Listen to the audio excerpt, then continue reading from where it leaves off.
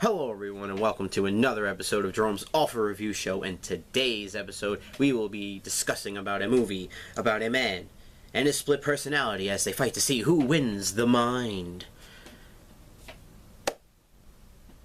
Yeah, that's basically it. Mr. Brooks stars Kevin Costner, Demi Moore, Dane Cook, and Danielle Panabaker, and it is about a man who is trying to battle his own split personality, played by William Hurt.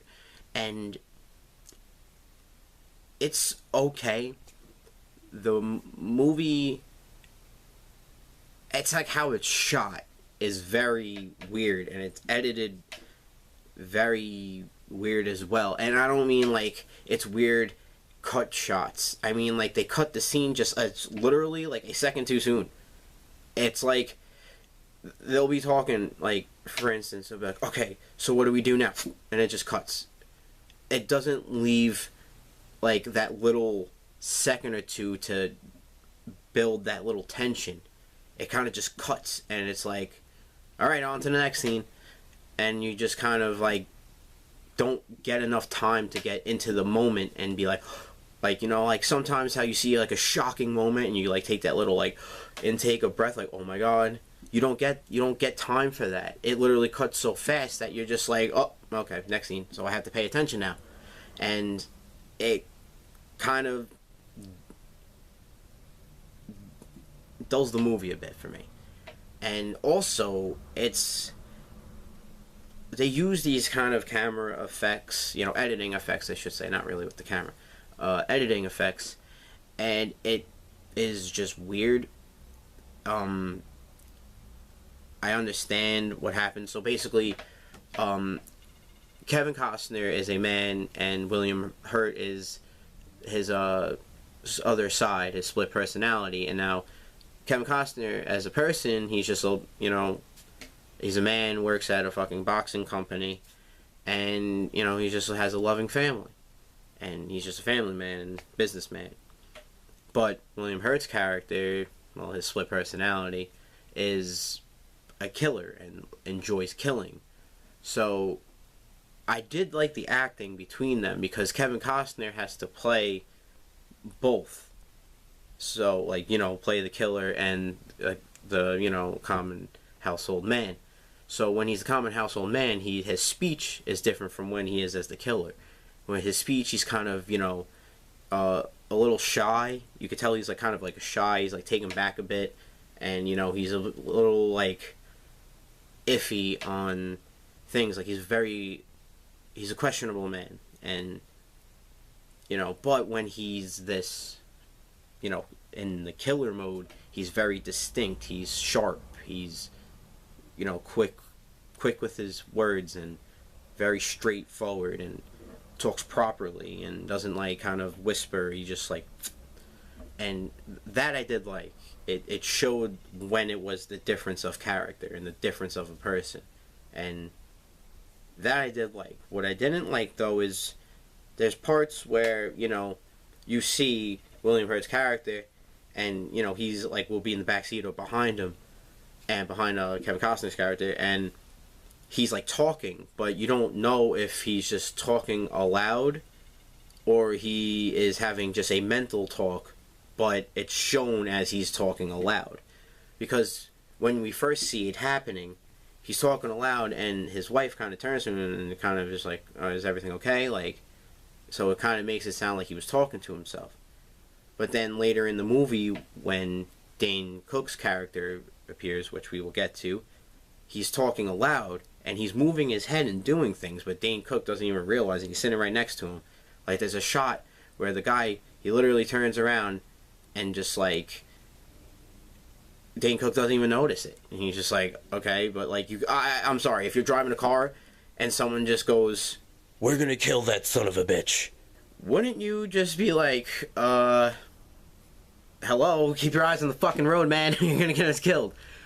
But yeah, so it kind of plays with that, and I don't really like that. I wish it was more of a, like, either, you know, it's just like in his mind, and you hear like Kevin Costner's thoughts, and like, you know, William Hurt kind of talks, but it's Kevin Costner's like thoughts kind of respond back, so you hear him like speaking, you know, when they do, you know, voiceover and stuff, and like do it like that, or you know, do it in a different way. I don't know. It's because if it didn't play with it like that, or make you guess if he's like talking aloud and everyone can hear him, or he's talking aloud but no one can hear him, and it's like just us.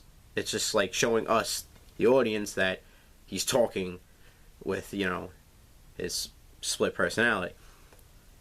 Or, you know, so I don't know. I just wasn't like too fond of that. It's not like it like destroyed the movie, but it was just like, you know, if they handled it differently, I feel like I could have grasped it a little better. But yeah, so, you know, the movie itself is like, the story I do like. I do like the whole story about like, it's like a guy during the day, just this normal guy, but he is battling this basically like an entity, like, you know, the bad side of him, and like his split personality, and that split personality takes over and he becomes this like murderer. And I do like that. I do like the concept of that. I think it's pretty cool, because I like psychological thrillers, which is kind of this. And it's rated R, but like the other problem with this, you see the first murder, like you see how that happens, and then that's how you get introduced to Dane Cook, because Dane Cook's a peeping Tom, and he's been spying on this family, or I should say peeping on this, not family, but this couple that Kevin Costner kills. So he's like, hey, take me along with you, Kevin. I love to watch you kill somebody in person. So Costner's like, alright, well, we'll set up time and date and we'll get this done. And, you know, Costner keeps pushing it off because he doesn't trust, you know, Dane Cook. And, you know, rightfully so. I wouldn't trust a comedian who steals jokes. You have the right to remain. But anyway, Dane Cook's character is Dane Cook, basically. And don't get me wrong, I actually do like Dane Cook. He was great in Waiting with Ryan Reynolds. And,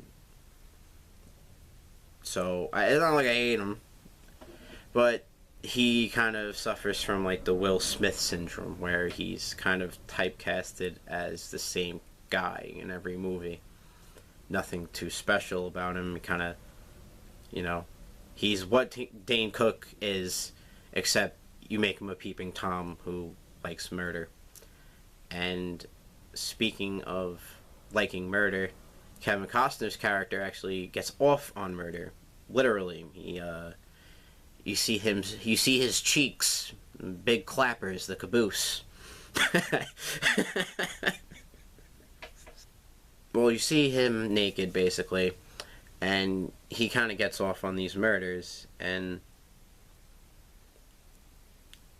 so it's a lot of sexual stuff, but then that's basically where it ends. Like, the rated R kind of ends at that point. Like, really, well, at the end, there's one part where it could kind of be like, okay, that's where they got the R, but everything else, it's like they cut away from, like, the scenes sometimes, like that's like the kill scenes. Like, Costner's character would show up about to kill someone, and then it's just like cut away. Okay, don't know why it's rated R. Why don't you fucking show we just watched someone have sex and then get their heads blown off? Now we can't watch someone get their head blown off again? I don't know. I guess not. But yeah. And then you have Demi Moore's character, who is a detective who is on the case of the thumbprint killer, is what they call it, because he puts thumbprints around, you know, his victims. And she's going through a divorce, and it ties in at the end. But, you know, she's going through a divorce, and yeah, her character's not that great either. And it's weird. It's like the only good thing about this movie, I would say, It's just the story itself, and Costner and Hurt, feeding off each other, because they were really good together. But everything else was just like, I didn't really care. I was kind of bored with it, because Demi Moore has this like action scene where she shoots out the lights, and then it's like someone threw on a fucking strobe machine. Like, you shot out the lights, it should be fucking dark, not strobing like.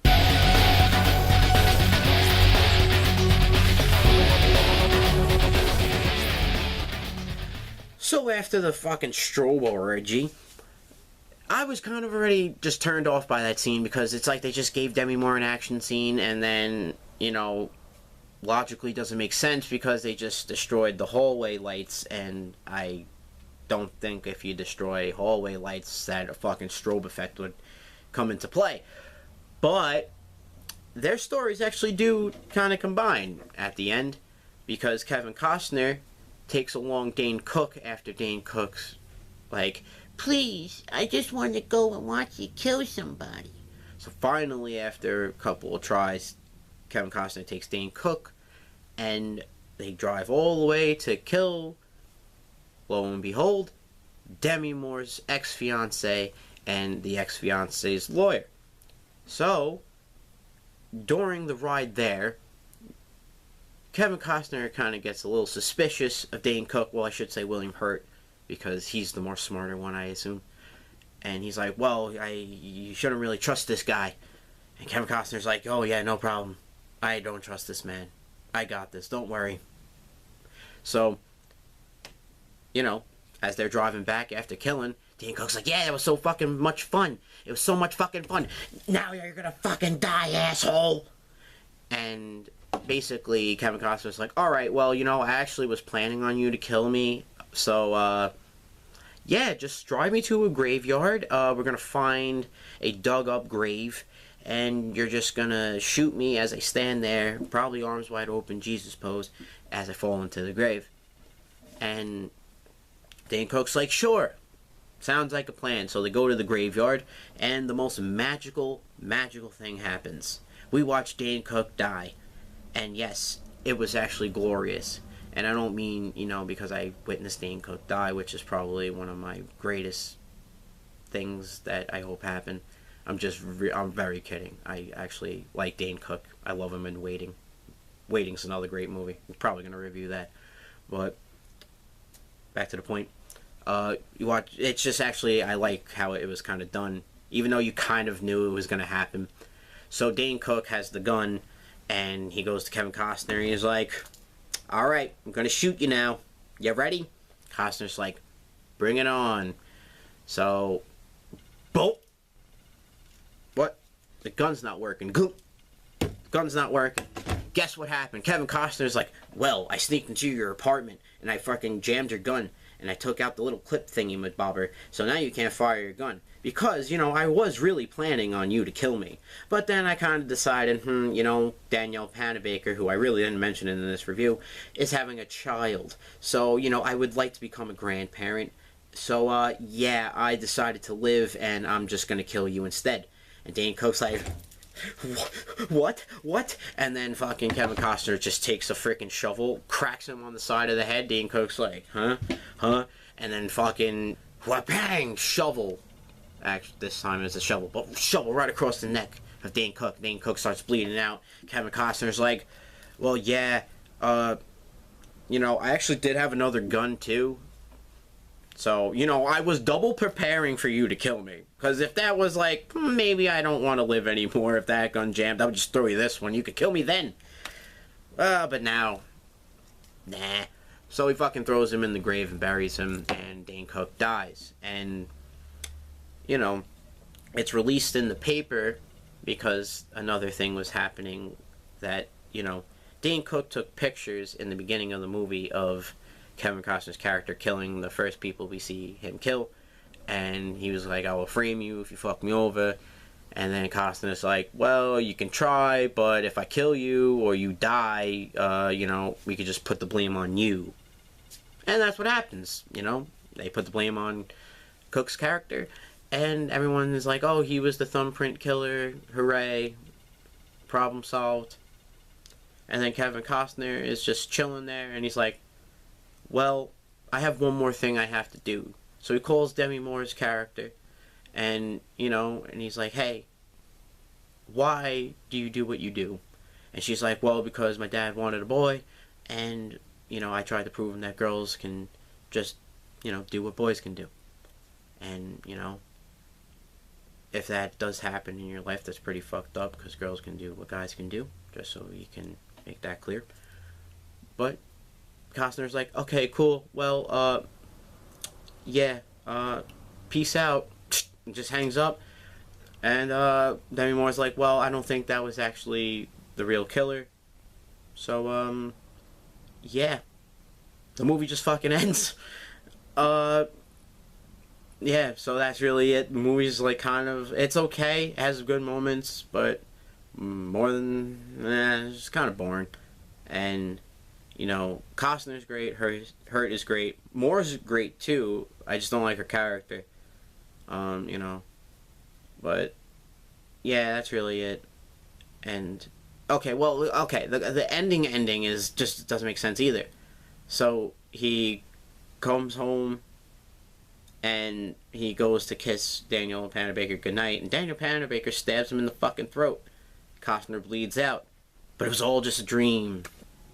Yeah, Costner just kind of fucking whispers himself to sleep, I guess. Yeah, that's really the movie.